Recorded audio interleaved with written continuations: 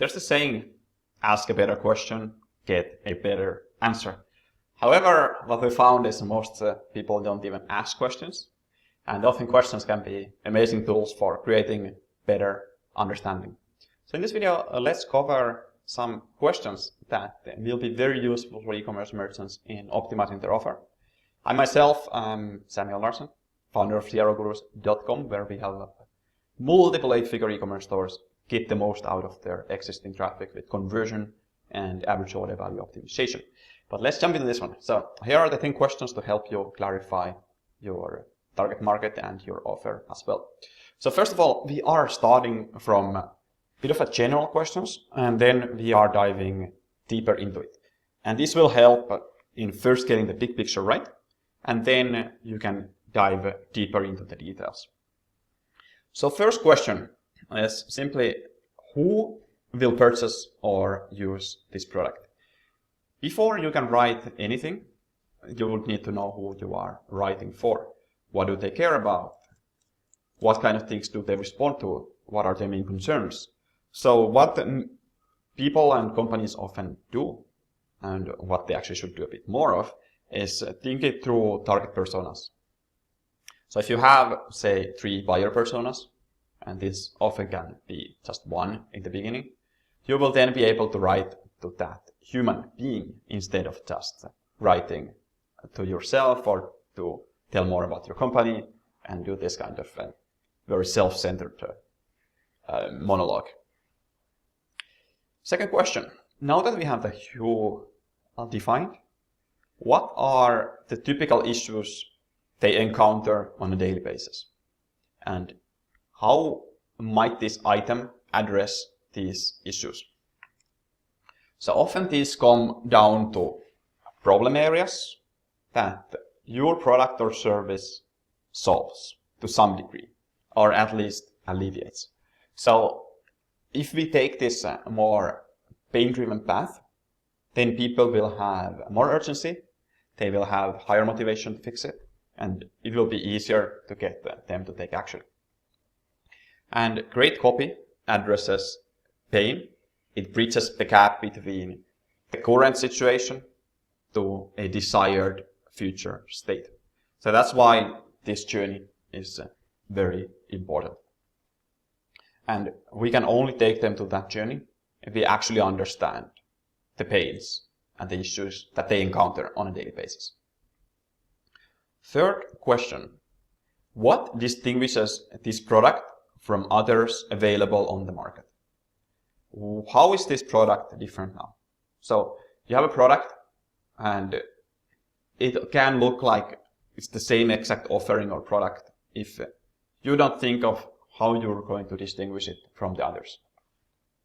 There's multiple ways to do this, and here it really doesn't need to be a product distinguishing thing. Like, you can actually distinguish it with marketing. You can distinguish it by focusing different areas to the product. So you have a lot more options here beyond just changing the product. And there's different ways to distinguish. There's almost like countless ways. One example could be that instead of just doing an energy drink, you niche down and distinguish that way. So this could be an energy drink for gamers. One solution could be to focus on a certain aspect of the product. So perhaps the product is even the same, but there's some ingredient that you can focus on more than your competitors, and that can make the difference. Or perhaps you can attach something to the product that will make the difference. So instead of them just getting the product, they might be able to get a course on how to maximize the use of the product as well. So currently, the product started off as a general product that is very similar, but now there's added value to it with this offering. So those are some of the things and ways that you can use this. There's plenty, so just brainstorm heavily and you will find good ways to do it. We'll continue diving deeper now with the next question. So question number 4, what else might a person use to address this issue? So what are the alternatives that they are currently using? And one alternative could be, of course, doing nothing if this is a completely new solution. But most likely they are doing something about it. So if it's like back pain, they might be doing some stretching. Maybe they are trying to use a certain type of chair. Maybe they are doing some kind of exercises. Maybe they are sleeping on their back as opposed to their stomach, like these kinds of things. There's likely some way that they are currently addressing or alleviating the pain. So you can think of that as some sort of solution replacement, and then how your product or service fits to that solution. So there's this replacement thing here, and in order for you to get accepted, they would first need to realize that this solution is the better one of the existing solution, or maybe there's not even an existing solution, but it's something that can alleviate their pain if they don't have that existing solution. Fifth question, what makes this individual content? And what are their emotional states? So are they afraid? Are they purchasing because they are fearing something? This could be about security systems, for example. They are loss averse, and that's why they're paying extra. So when we understand these things, we'll be able to write better copy. Are they perhaps excited, where we would want to pump that up a little bit more? If they are excited and we're trying to make them afraid, then it's not going to be something that is going to hit home 100%. Are they perhaps worried? Like, say you are putting something that would improve the long-term future, but they're not like actually afraid of it, but they are worried about it. Then that could be the emotion that you'd be driving home. And you might want to focus more on taking them to that future self that now doesn't have to worry and deal with those challenges. So a lot of ways here to optimize it based on this question of what makes this individual content. Next up, question number 6. What are this person's core beliefs? So there's core beliefs driving behavior for every single individual human being in the world. And those core beliefs are beliefs that are very rarely changed unless there's a huge outside force. And these core beliefs then trickle down to other beliefs. And by understanding the core beliefs, you will be able to understand the person better. And once you understand these core beliefs, you can then influence based on these core beliefs. And this is when people say that, like, he understands me well, or she spoke directly to me. That those kinds of statements come from this.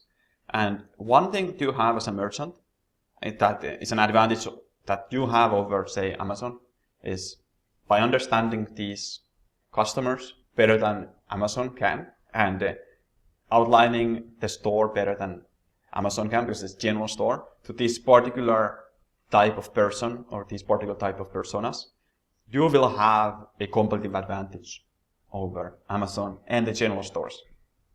So that is a great argument for the niche store. However, for niche stores to work really well, they would need to be aligned with the buyer and the buyer's core beliefs are an important part of that. Question number 7. How much information do they need to make an informed buying decision? And there's a little bit of a sub-question here as well. How considerate are they? Are they like quick shoppers, or just the let's get it going type of thing? Now, once you know how much information that they would need, you can judge whether you are perhaps producing too much information or too little.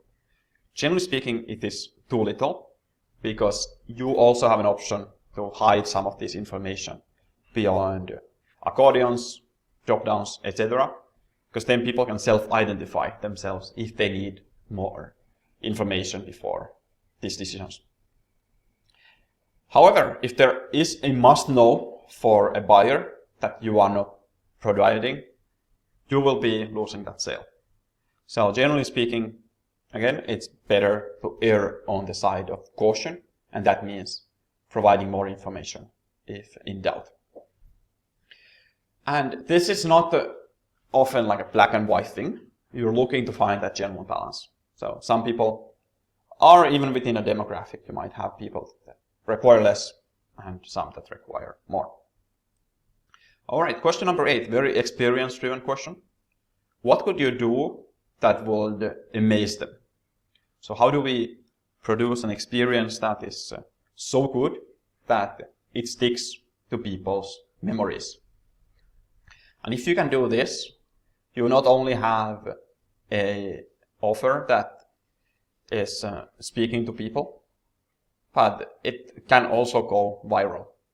And it's also shareable now, because this is something that evoked an emotion in a person, and that can spur them to take action, to share and talk about the product. So here, simply amazing them will also keep it in mind for future. So if they are looking for the same or similar or something related to that product, they are more likely to at least have you in mind. Question 9.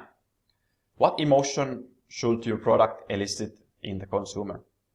So this question is very related to that core fears, excitement, those kinds of emotion, things that people are currently feeling about their state.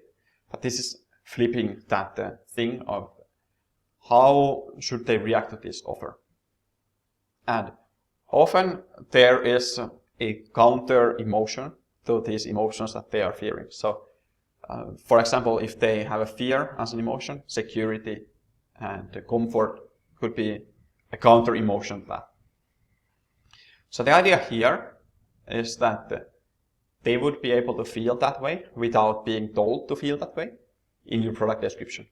So let me open that up a little bit. So if it's clear that we are looking to evoke an emotion, then there will be resistance to it, because obviously this is a sales pitch. However, if we can take it gently and almost input those things into people's brains without them realizing that they are getting subtly influenced, then there will be less resistance and it will be more powerful that way. So keep this in mind. What products or emotions would you like to elicit in the consumer, and how can you get them beyond those initial defenses in a subtle way into people's brains?